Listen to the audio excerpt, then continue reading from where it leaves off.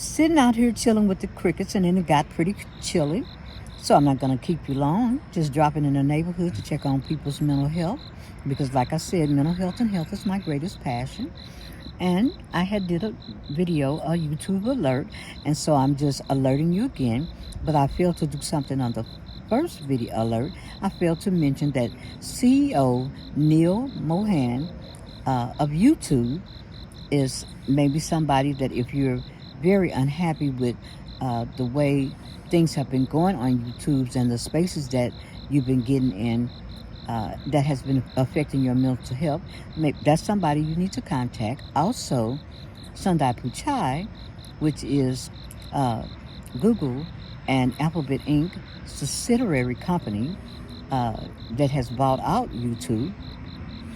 So basically, I'm just basically saying to everybody out there in YouTube, and this is something that I did on my formal job, is that when I went to that job, or any job that I've ever worked, I just made sure that I just knew who the major players was, who I could contact if there was any type of harassment, discrimination charges, any type of laws that have been violated. And I wanted to make sure that I could be in contact with not the store manager, the major players, because people hate for you to go over their head. They really do. I also said that when I was talking about evaluations, I wasn't referencing YouTube evaluation, but they might have a process where they might have some people that do get evaluation.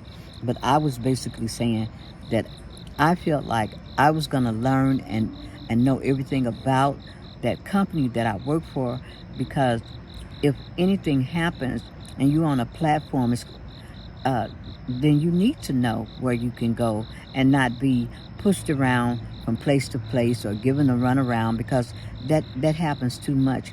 But the major thing is to take a deep dive and make sure that you learn your rights, because you do have rights, and YouTubes have policies, and those policies can be superseded by basically by the laws. And a lot of times people just say, forget it, I'm frustrated. But no, don't do that. Advocate, stand up for yourself. Make sure that you document whatever you need to document. Make sure that if you feel like every time you're getting close to being paid and you don't get paid, or your pay is getting lost, then watch the pattern of the behavior. That's how you can figure out if this is just happening sporadically, or this is happening just on a regular basis. And that's something that you want to really kind of watch, because it seems like this is happening quite a bit. Like I said, I'm new to YouTube, but I'm old to other companies, and these are things that just doesn't happen in brick and mortar land, but it has happened on YouTube also.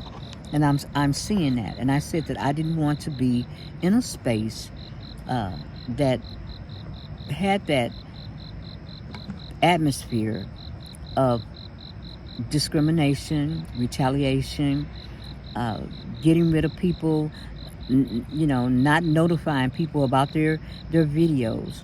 So I want everybody out there to go look up whatever they need to look up, whoever they need to see, talk to YouTube content creators, get with them, compare notes, and just fight for what, stand on the principles that you believe in, stand on what you think that you have been criticized on for no good reason, and if there is a good reason, you still have the opportunity to challenge YouTube, because it is named YouTube. YouTube holds us accountable, so we can hold YouTube accountable. And no, they don't like the word you, because that is accountability. You're responsible for your content.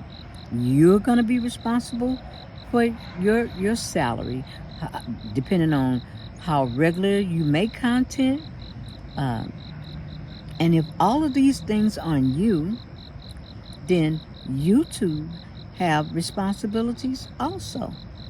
So make sure you're holding YouTube accountable. I have no problem with this, saying this. I mean, either two things can happen. I'm retired, so I don't really feel like I'm going to be upset about firing unless I fire myself. And for as monetization, my thing is passion. We get hung into a point where we're not passionate enough about what we like to do, and we're looking at the money, we're looking at validation, and that's another reason why our content may not be as good, because I've used the example of Mr. Beast, because they use the example of Mr. Beast all the time. So I'm using the example of Mr. Beast because he's passionate about what he does. There are many people on the other side that's very passionate about what they do, but we seem to have a problem with content creators uh, not being fair or making content that's making other YouTubers feel uncomfortable or not safe or could be demeaning. And those things need to be reported or looked into. So once again, I'm glad that I'm making this, well, it ain't short, but this short video. And I want you guys to take a deep dive, learn your rights, because you do have them. And YouTube have their policy, and you have laws. And if it comes to a point where you have to execute those laws, then execute them. It's you too. And they always said that it's not about I or me, it's about you. So this is about you, and I thank you for letting me come here in this space and giving you this message. So good night, you all.